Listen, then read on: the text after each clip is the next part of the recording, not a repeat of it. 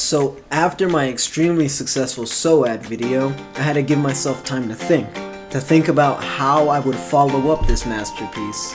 Then it hit me. The only way to follow up a SOAD tier list is to rank every American war we've ever been in.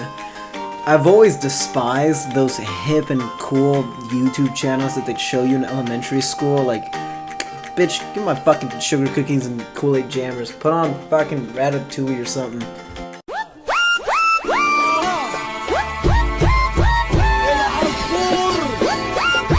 And seeing how Salmonella up and died, I took it upon myself to teach the American youth about history. And there's no one more qualified for that job than an unemployed Mexican.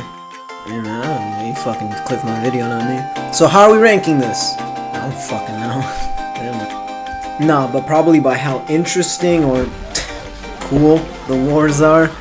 And it makes sense to go in order with these, I mean, come on. Originally, this was gonna be one giant, monstrous conglomerate video, just like the SOAD one, but then I had to dial it back, alright? Because I wanted to go a little bit more in depth with the war, explain a little bit more of the smaller stuff, you know. So then I decided to break the videos up into pieces. And then after all of this, we could rank them at the end, yeah. Alright, but we gotta start from the beginning, with the war that even allowed us to be the country we are today. We're talking colonies, we're talking 13, we're talking about the American Revolutionary War here, baby. And we even have that beautiful anniversary of freedom coming up on the 4th, not too far away. Dude, I don't know where that went. Even though all you red-blooded Americans, oorah, should understand the Revolutionary War by now, I'm still gonna go back to the beginning and explain it a bit. So we were chilling on the Eastern Front, which would later become the United States of America. Doing whatever people did back then. Die, get lost in the middle of fucking nowhere. But I think we might be literally nowhere in the known world. I don't know, die again. But whilst we were vibing, you know, doing our own thing, chilling and shit, here comes Big Brother England coming off of a fucking power trip, having defeated the French and the Spanish, and then taking over what would become Canada, and then Florida. I don't know, we could have done without the latter.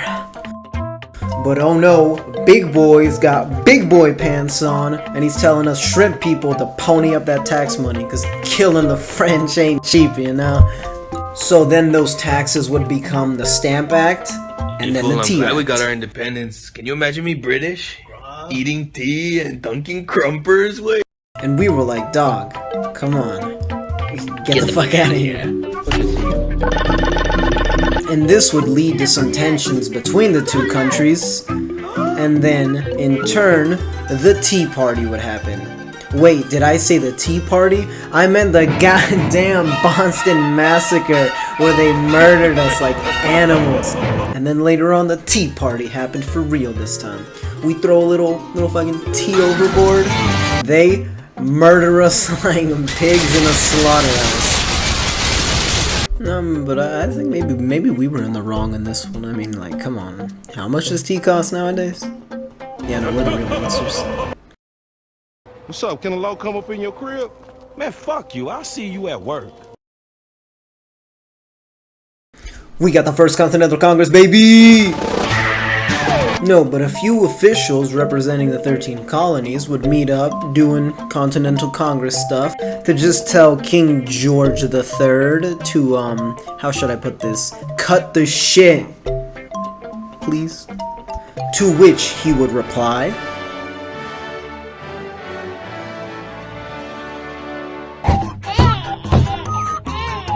and we were like, on God, word, alright, we could still be civil about this. What's that? No, we can't. They're coming to raid a weapons cache. Uh-oh, looks like it's time for the British Army to march from Boston to Concord. Uh-oh, looks like it's time to introduce Paul Revere. So while we discussed peace, liberty, and justice for all, here they come, take our guns. You want my gun? Come kiss me for it. But not like right away, don't be... So as the British trekked along, making their move, Paul would get aboard his noble steed and make history. So going off on a little tangent here, I never really knew that much about Paul Revere, that we didn't really get taught about him during American history. And now that I'm researching it, there's some dumb shit on him, dog. Like, apparently he was unfailingly dapper and proper. Motherfucker was up here! He also made the Continental currency during the war, and he never said the British are coming. That was a little creative construct from the author. What he really said was the regulars are coming out. It doesn't really roll off the tongue, does it? Also, his dad was French? Well, God bless you, Paul Revere, the American people, thank you. So Paul, upon horseback, would go out and do the famous midnight ride, and then after that, a shot around the world was heard. Which just means that the British Army would fire upon militiamen. And this would be the final straw between both countries, which would end up leading to an all-out war, baby. Generals gathered in their masses. So the Second Continental Congress was held, but this time with my boy Jefferson and my boy Benjamin on the team. And we're not here discussing peace, no, we're in here discussing war. Meme. Approved. And we wouldn't have a major battle until July 1775, which would be the Battle of Bunker Hill. I'm real with you. We had a retreat. We didn't win that one. But we still rocked the Brits shit in. And I mean, come on, it wasn't a fair fight to begin with. It was their 2,200 soldiers versus our 1,000 militiamen. Not to mention we had, no fucking ammo.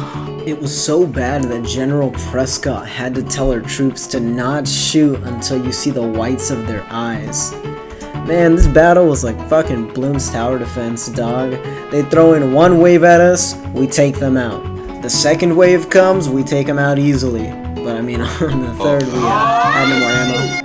So then we just started throwing hands at these motherfuckers. But we had to retreat because we had no ammo. However, this showed our troops that we had a chance, alright? We had big nuts after that day because we could fight back. For a while after the battle, we just tried keeping the Brits contained in Boston for as long as we could. But then hey, we captured Fort Ticonderoga, and we managed to drive the Brits from New York back to Canada. However, while they were in Canada, they were preparing an all-out assault on New York.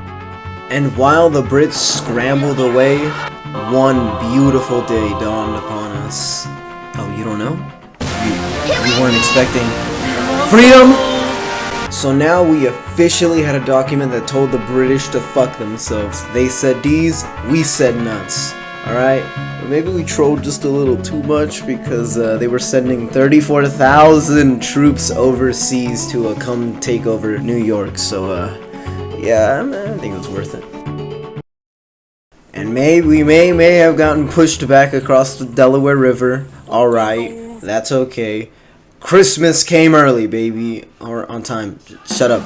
Because on the beautiful days of December 25th and 26th, Washington crossed the Delaware River and handed a big fat L to the British Army. And with that victory, the fighting spirit of our troops was reinvigorated. Okay, we lost Fort Ticonderoga, but we didn't take that L sitting down. No, we didn't. Because while the British Army was beginning to move and advance onto Washington's troop, they took not one, they took 2 L's back to back. And upon seeing those consecutive L's, a little army called the French Army was like, hey, maybe we could get in on this. So they did. We got a world war in our hands, baby. Let's go.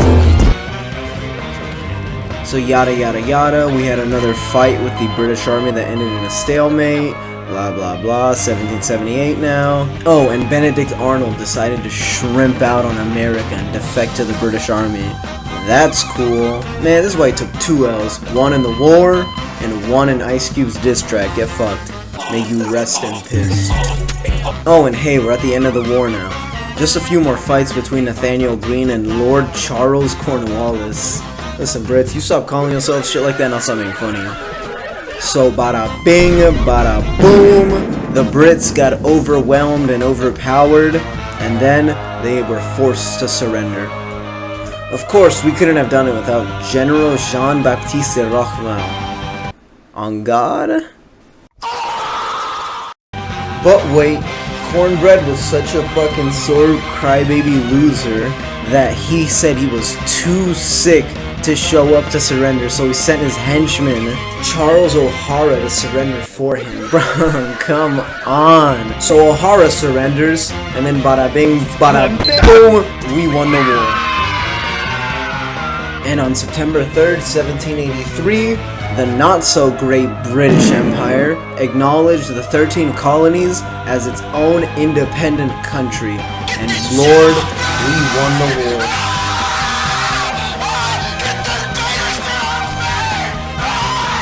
So one of the greatest superpowers lost to froggy Frenchies and farmers. Like, that's gonna be important to remember because we're gonna feel a little bit of that later on. But in the end, we still won. So yeah, see y'all in a few years.